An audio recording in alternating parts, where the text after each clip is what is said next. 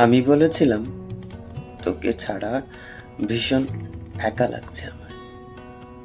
তুই বললি সে কি, তা এমন কেন হচ্ছে?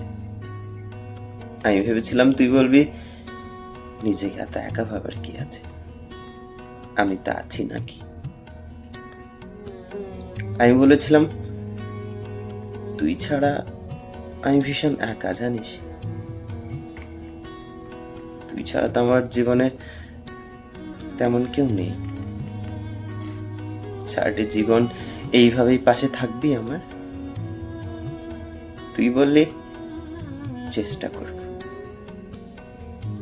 আমি ভেবেছিলাম তুই বলবি এইভাবেই সারাটা জীবন আমি তোর পাশে থেকে যাব। নিজেকে এত একা ভাবার কোনো দরকার নেই। তোকে ছাড়া তো আমার এক বিন্দুও চলে না।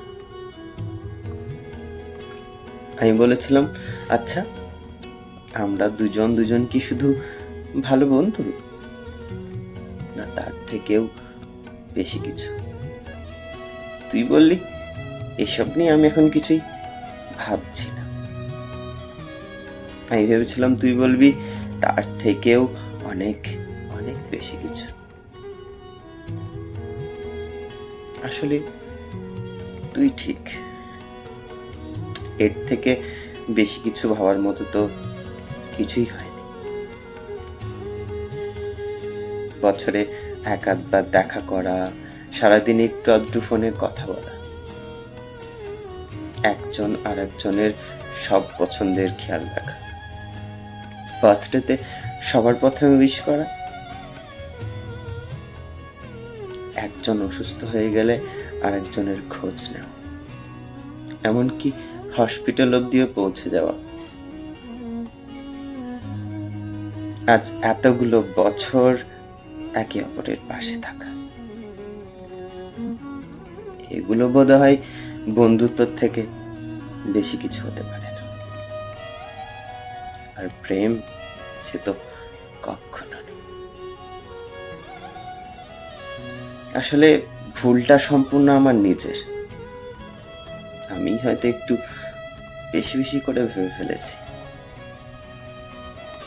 প্রেমের আর বন্ধুত্বের ফারাকটা ঠিক বুঝে উঠতে পারি।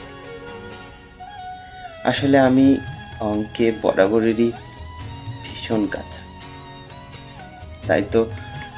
তাই তো প্রেমের ফর্মুলাটা বন্ধুত্বে প্রয়োগ করে গেছি বারবার। তাই শেষমেশ আর অঙ্কটা মেলাতেই পারি।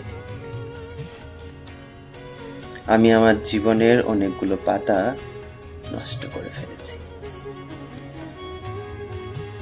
তবে হ্যাঁ, ওই নষ্ট হয়ে যাওয়া পাতাগুলো ওলট পালট করে ওই ভুলে ভরার অঙ্কগুলোর হিসেব নিকেশ করে এটা বুঝলাম যে প্রতিটি বন্ধুত্বেই প্রেম থাকে, আর প্রতিটি প্রেমেই থাকে বন্ধুত্ব।